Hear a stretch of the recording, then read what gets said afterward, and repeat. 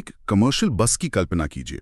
ठीक है। उसे परमिट मिला है बैंगलोर से मैसूर जाने का। ठीक है। लेकिन एक दिन ड्राइवर सोचता है कि कुछ और सवारियां मिल जाएंगे, तो वो एक अनधिकृत शॉर्टकट ले लेता है। और फिर एक जानलेवा हादसा हो जाता है। एक जिंदगी वहीं खत्म।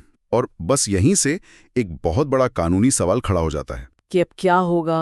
हाँ, क्या बीमा कंपनी ये कहकर पल्ला झाड़ सकती है कि भाई बस ने तो परमिट के नियम तोड़े थे, तो हम पैसे नहीं देंगे? और अगर ऐसा हुआ तो क्या उस परिवार को कोई सहारा नहीं मिलेगा? बिल्कुल। आज हम सुप्रीम कोर्ट के नागेंद्र बनाम न्यू इंडिया इंश्योरेंस मामले की तह तक चलेंगे। ये एक ऐसा फैसला है जो एक वाहन मालिक की लापरवाही और एक पीड़ित के न्याय के अधिकार के बीच की इसी मुश्किल गुत्थी को सुलझाता है। जी। तो ये कहानी तो बहुत दर्दनाक है, लेकिन इसके जो तथ्य हैं वो और भी पेचीदा हैं। 7 अक्टूबर 2014 की बात है।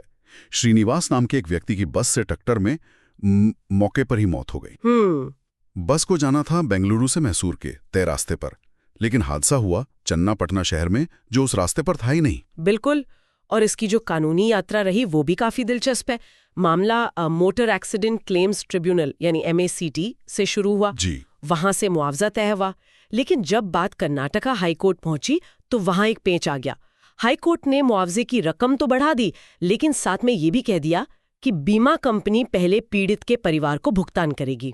अच्छा। और फिर वो सारी की सारी रकम बस मालिक से वसूलेगी। ओहो, तो मतलब लड़ाई इस बात पर नहीं थी कि मुआवजा कितना हो, बल्कि इस बात पर थी कि ये पैसे आखिर में देगा कौन, बीमा कंपनी या बस का मालिक? एकदम सही। और बस मालिक के नागेंद्र वो हाई कोर्ट के इसी वसूलने वाले हिस्से को चुनौती देने सुप्रीम कोर्ट पहुंच गए। उनका तर्क क्या था? उनका तर्क सीधा था कि जब बस का बीमा है तो अंतिम जिम्मेदारी बीमा कंपनी की होनी चाहिए, मेरी क्यों? और बस यहीं से ये मामला ऐतिहासिक बन गया। ये वाकई एक मुश्किल स्थिति है। एक तरफ बीमा कंपनी है जो कह रही है कि भाई नियम तोड़े गए हैं तो हम क्यों पैसे दें। दूसरी तरफ मोटर वाहन कानून है जिसका मकसद ही पीड़ितों की मदद करना है। जी।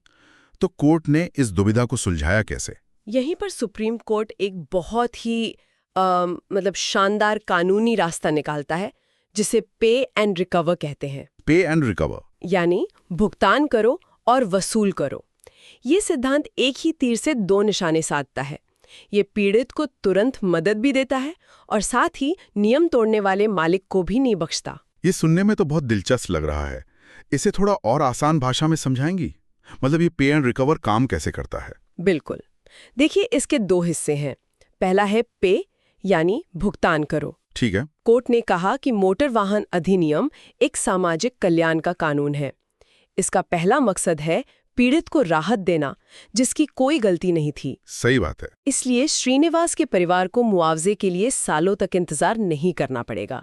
बीमा कंपनी को तुरंत भुगतान करना ही होगा। ठीक है, तो पीड़ित को पैसा मिल गया, ये तो न्याय की बात हुई। लेकिन फिर उस वाहन मालिक का क्या ये उसके साथ अन्याय नहीं है?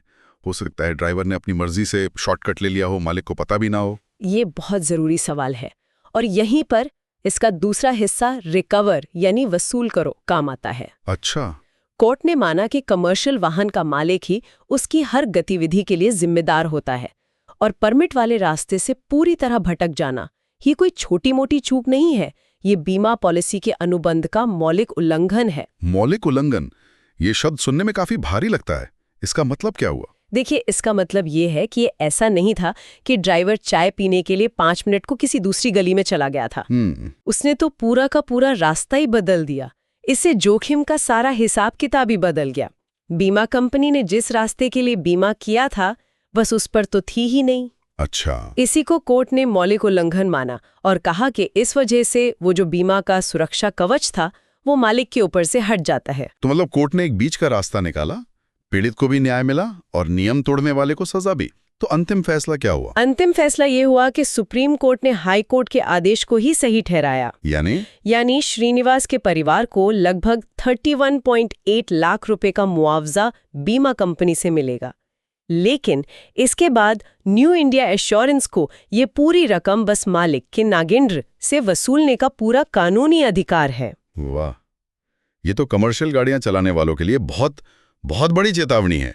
मतलब अपने परमिट वाले रास्ते से हटना सिर्फ एक ट्रैफिक चालान का मामला नहीं है। बिल्कुल नहीं। ये तो आपको आर्थिक रूप से बर्बाद कर सकता है। एकदम। इसका सीधा से मतलब है कि अगर आप नियम तोड़ते हैं तो आप अकेले पड़ जाते हैं। बीमा होने के बावजूद दुर्घटना की लाखों की वित्तीय जिम्मेदारी सीधे आपकी जेब पर आ जाती है। एक छोटा सा शॉर्टकट आपको कंगाल बना सकता है। तो ये सोचने पर मजबूर करता है कि क्या कभी-कभी व्यावसायिक लाभ के लिए लिए गए छोटे-छोटे शॉर्टकट किसी की जिंदगी का सबसे महंगा और दर्दनाक सौदा साबित हो सकते हैं।